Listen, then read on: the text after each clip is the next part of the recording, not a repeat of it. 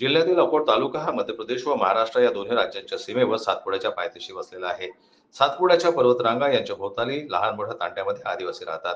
यांचा सर्वांगीण विकास साधण्याकरता शासनाकडून वेगवेगळ्या योजना सुरू केल्या आहेत. परंतु स्थानिक राजकारण व नेत्यांची निष्क्रियता यांच्यामुळे हा भाग अत्यंत मागासलेला असून स्वातंत्र्यपूर्व काळापासून हा भाग सतत दुर्लक्षित आहे. या आदिवासी भागात मूलभूत सुविधा, रस्ते, वीज, पाणी यांचा सुद्धा कायम अभाव राहिला आहे.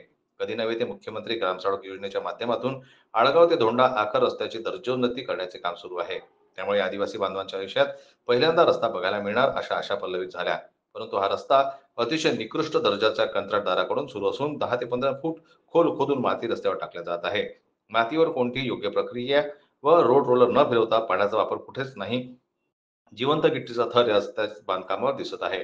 गायरान, चिपी, धोंडा, आखर आजूबाजूचे सर्व रहिवासी असलेल्या आदिवासी बांधवांना या रस्त्यावरून वाहतूक करण्यास मोठा जीवघेणा प्रवास करावा लागत असून महिला व शाळकरी मुलांना खूप मोठी कसरत करावी लागत आहे.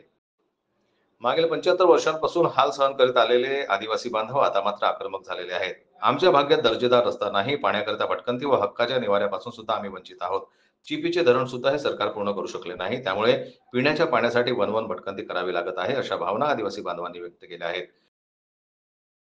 की हा रोड 4 महिन्यापासून सुद्धा चालू आहे आणि त्याच्यावर निरा गिट्टी टाकीत आहे आणि गिट्टी म्हणजे ही एक अशी गिट्टी कडक बिलकुल गोटा आहे. मोटरसायकल चालवता येत नाही आणि कोणचं वाहन बी येत नाही आणि रात्री बेरात्री जर कोणी आजारी पडला तर आम्ही किती बी फोन केले तर कोणचं वाहन येऊ शकत नाही इथं. कारण का त्यांचा जबाब येते की तुमचा रोड चांगला नाही, आम्ही येवा कसे, काय करावं कसे. म्हणजे आमचे खूप येले चालू आहे आणि त्यात आता खंत्या काढणं चालू आहे आणि रोडच्या खूप बाजूनं खंत्या काढून तेच माती त्या गिट्टीवर टाकीत आहे.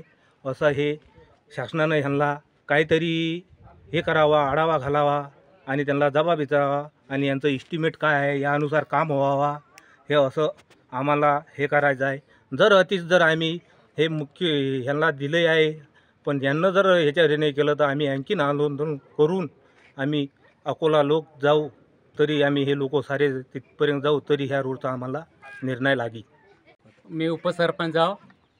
तरी आमच्या गावातला हा रोड म्हणजे एकदा निकृष्ट दर्जाचं काम चालू आहे आणि भ्रष्टाचार व्हायला आहे. त्याच्यात मातीच्या मुरुमच्या ठिकाणी माती लावत आहे आणि आम्ही तक्रार म्हणून जिल्हाधिकारी आणि बांधकाम विभागाला देण्यात आलेले आहे.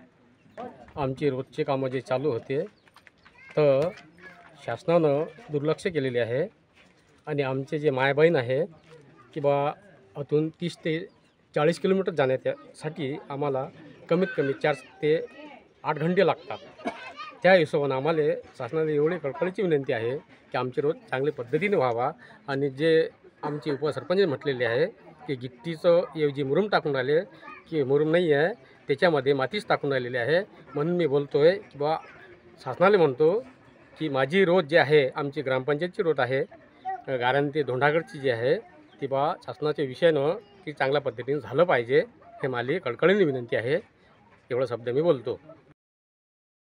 या देशात आम्हाला मूलभूत सुविधा सुद्धा मिळू शकत नाही तर आम्ही मानवाचा जन्म घेऊन चूक केली का, असा प्रश्न या गावकऱ्यांनी उपस्थित केला आहे. त्यामुळे आमच्या आयुष्यात पहिल्यांदा एकमेव होत असलेला रस्ता तरी दर्जेदार करावा अशी मागणी सर्व गावकऱ्यांनी एकत्रितपणे केली आहे. अन्यथा कंत्राटदार ज्योती कन्स्ट्रक्शन कंपनीच्या विरोधात हजारोच्या संख्येने जिल्हाधिकारी कार्यालयासमोर, अकोलासमोर तीव्र आंदोलन करण्याचा आक्रमक पवित्रा ग्रामस्थांनी घेतला आहे. या संदर्भात उपविभागीय अभियंता एस गोचे यांना विचारणी केली असता सदर रस्त्याचे काम अंदाजपत्रकानुसार सुरू असल्याचं ते म्हणाले. संजय उमक, जनमत लाईव्ह न्यूज, अकोला.